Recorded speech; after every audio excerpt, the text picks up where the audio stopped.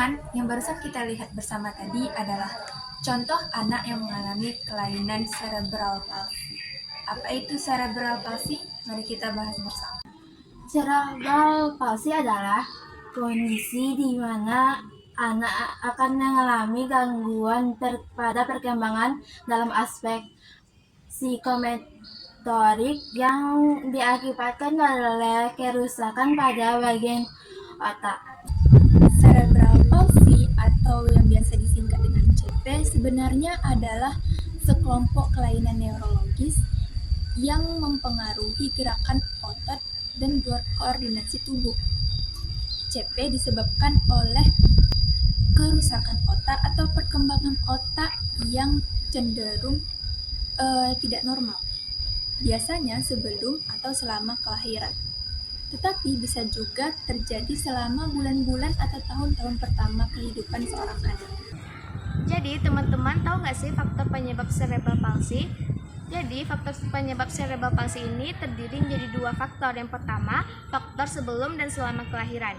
Jadi faktor sebelum dan selama kelahiran ini terbagi menjadi 8 bagian. Yang pertama yaitu kelahiran prematur. Yang kedua yaitu infeksi terhadap sistem saraf pusat. Yang ketiga yaitu stroke yang mempengaruhi perkembangan otak. Yang keempat yaitu masalah genetika. Yang kelima yaitu terjadi kekurangannya oksigen dan darah pada otak janin. Yang keenam yaitu kernicterus atau kerusakan pada otak yang dipengaruhi oleh pertumpukannya zat kimia yang beracun. Yang ketujuh yaitu aspirasi mekonium. Yang kesembilan yaitu hiponektimia. Faktor yang kedua yaitu setelah kelahiran. Jadi faktor setelah kelahiran ini terdiri menjadi 5 bagian. Yang pertama yaitu cedera akibat kecelakaan. Yang kedua yaitu kekerasan fisik. Yang ketiga yaitu asfiksia. Yang keempat yaitu infeksi, stroke, dan peredaran darah pada sistem saraf. Yang kelima yaitu penyakit kuning atau kernicterus. Profesional medis memberikan beberapa klasifikasi CP berdasarkan jenis gangguan gerakannya.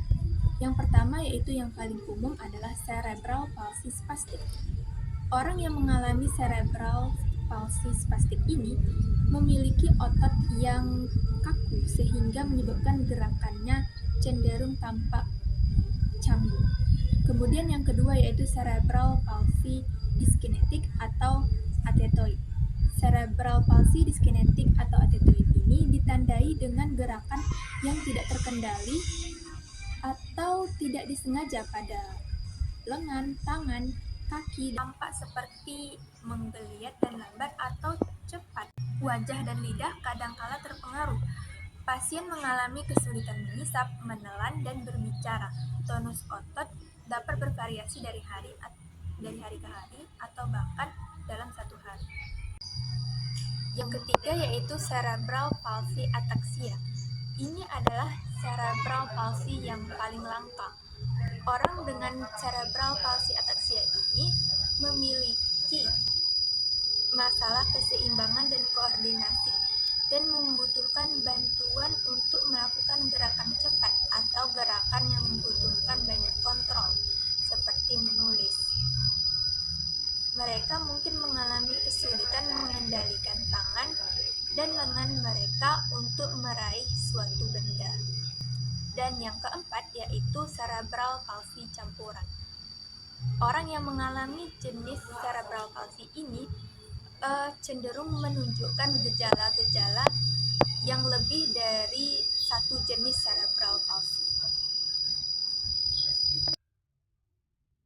Cerebral palsy bisa dilakukan dengan berbagai macam cara seperti mengonsumsi obat yang diresepkan oleh dokter. Yang kedua, mendapatkan pengobatan botulinum toksin.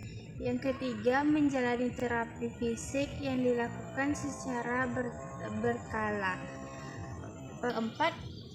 Yang keempat adalah menjalani terapi wicara.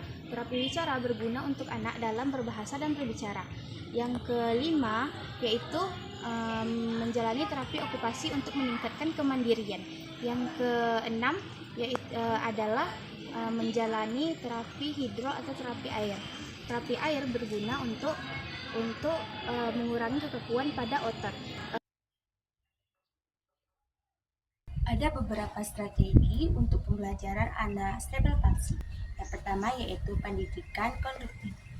Fokus pada keseluruhan orang, tidak terfokus pada disabilitas. Strategi ini dapat membantu anak mengatasi kurangnya pengalaman dan tidak ketergantungan pada alat bantu. Kedua yaitu dengan memberikan waktu yang lebih banyak, mungkin siswa butuh waktu yang lebih banyak untuk memahami suatu pelajaran atau pemahaman yang di kelas. Yang ketiga yaitu dengan menggunakan berbagai cara komunikasi. Tidak hanya dengan lisan, bisa saja dengan video berbentuk teks dan poster grafis. Yang keempat yaitu bersikap sabar. Menerima kenyataan bahwa anak tersebut mungkin membutuhkan waktu yang lebih lama untuk menyelesaikan tugas atau menerima karya baru.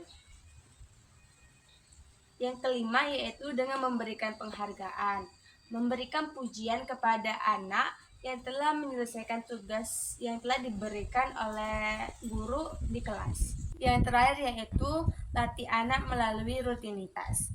Anak yang sudah terbiasa dengan rutinitas yang ia lakukan akan merasa aman dengan hal yang dilakukan tersebut.